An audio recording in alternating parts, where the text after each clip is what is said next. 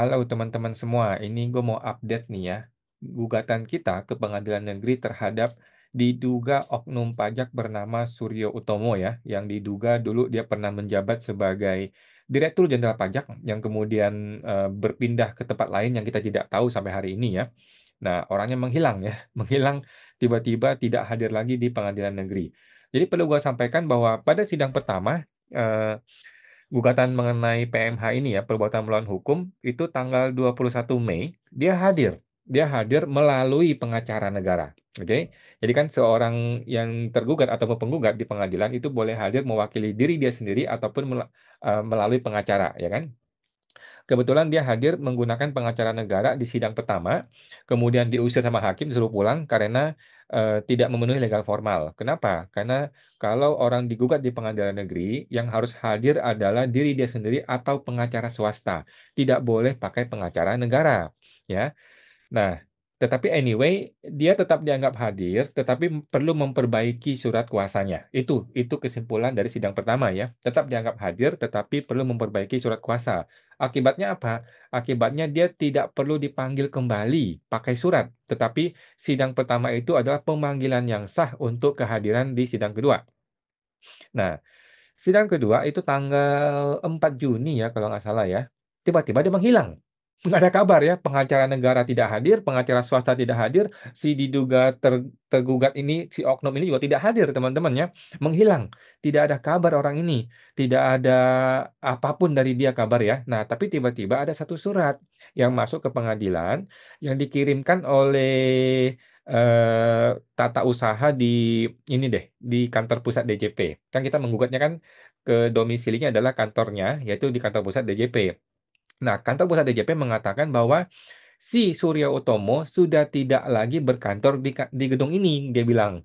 Tetapi dia tidak tidak kasih tahu dia itu berpindah ke kantor mana, ya kan? Bukankah seharusnya dia tahu dan dia punya kewajiban untuk menyampaikan di mana lokasi kantornya Surya Utomo ini. Tapi kan dia tidak mau kasih tahu ya. Nah, kemudian sidang ketiga tanggal 18 Juni, gua akhirnya mengajukan permohonan panggilan melalui media massa. Oke? Jadi, kalau tergugat tidak hadir, teman-teman ya, Anda boleh mengajukan upaya yang namanya panggilan melalui media massa. Oke, nah ini gua share ke teman-teman semua ya suratnya. Jadi buat lu tahu juga ya, kalau lu menggugat orang, kemudian orang itu menghilang atau kabur atau tidak ada kabarnya dan tidak tahu di mana lokasinya, maka lu bisa mengajukan permohonan menggunakan media massa. Jadi nanti orang ini dipanggil melalui media massa, melalui koran nasional gitu ya.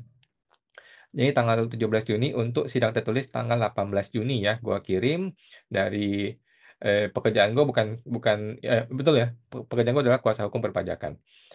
Kepada Ketua Pengadilan Negeri Majelis Hakim ya pada nomor perkara 475 ya. Jadi nomor perkaranya 475 di Pengadilan Jakarta Selatan.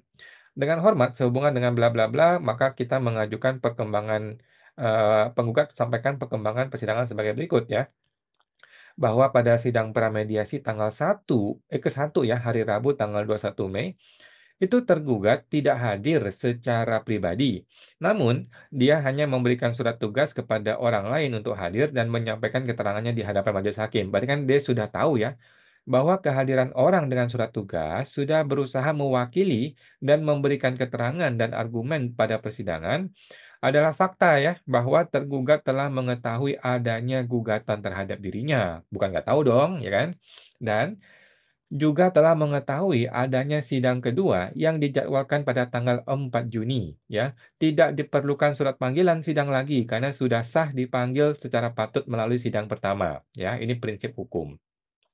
Yang ketiga, bahwa pada sidang pramediasi kedua hari Rabu 4 Juni, baik tergugat maupun kuasanya tidak hadir tanpa ada pemberitahuan langsung kepada pengadilan, namun oleh majelis telah diterima surat dari suatu pihak yang bukan perwakilan dari tergugat ya, yang menyatakan bahwa tergugat sudah tidak lagi berdomisili atau beralamat di alamat tersebut, sebagaimana tercantum dalam gugatan.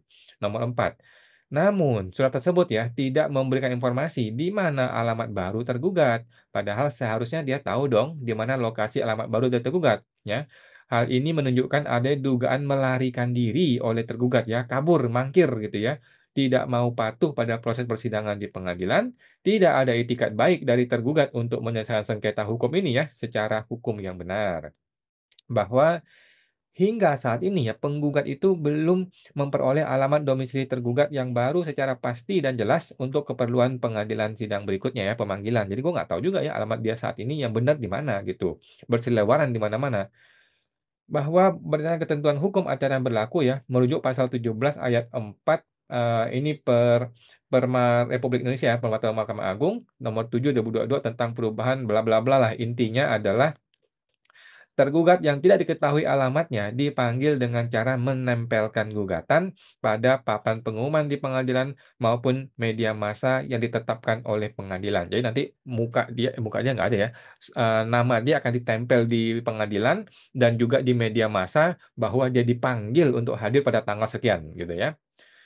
Nah, berdasarkan hal-hal tersebut, maka dengan ini penggugat menyatakan dan memberitahukan kepada majelis bahwa dalam pelaksanaan pemanggilan tergugat untuk menghadiri persidangan yang akan datang ya, sidang keempat dan seterusnya, penggugat menempuh mekanisme pemanggilan melalui media massa. Oke, yaitu pengumuman dalam surat kabar nasional yang memenuhi ketentuan formal sebagai bentuk upaya itikat baik untuk tetap memastikan proses persidangan ini berjalan adil, transparan, dan efektif ya. Penggugat akan membayar biaya perkara sesuai hukum yang berlaku. Oke, udah ya, sudah gue kirim. Nah, kemudian ini adalah kwitansinya ya. Jadi kita bayar nih teman-teman ya 1,6 juta. Lumayan teman-teman ya. Bayar 1,6 juta, ini bukti transfernya ya. 1,6 juta kepada PN Jaksel ya. Kepada Bank BTN teman-teman. Kita membayar kepada Bank BTN ya. Jadi Bank BTN ini adalah partner resmi dari dari pengadilan ya, untuk membayar ke Bank BTN. Kenapa gue ketawa? Yang nggak ngerti nggak usah dicari-cari ya. Kenapa alasan gue ketawa ya? Intinya adalah gue sudah bayar kepada Bank BTN yang mewakili Pengadilan Negeri Jakarta Selatan biaya perkara untuk memanggil ke media massa, teman-teman ya. Nah, jadi kita ini sebenarnya teman-teman ya. Nanti kita akan bersidang di tanggal 21 Agustus ya. Jadi 21 Juli teman-teman ya, sorry. 21 Juli kita akan panggil di media massa, sudah dipanggil ya kalau nggak salah ya saat ini ya. Cuman kita tunggu korannya nanti akan disampaikan di pengadilan ya. Jadi kita teman-teman agak kesulitan nih ya menghadapi diduga oknum-oknum pajak ini ya, terutama orang-orang kuat seperti Suryo Utomo ini. Kita mesti bayar pengacara ya. Walaupun gue maju sendiri, tetapi kan kita punya rekan pengacara yang terus membackup kita.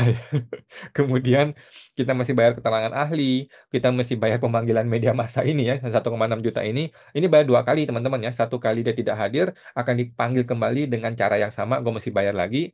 Dan kita masih bayar biaya pengadilan sejak awal ya, kemudian pemanggilan dibayar lagi.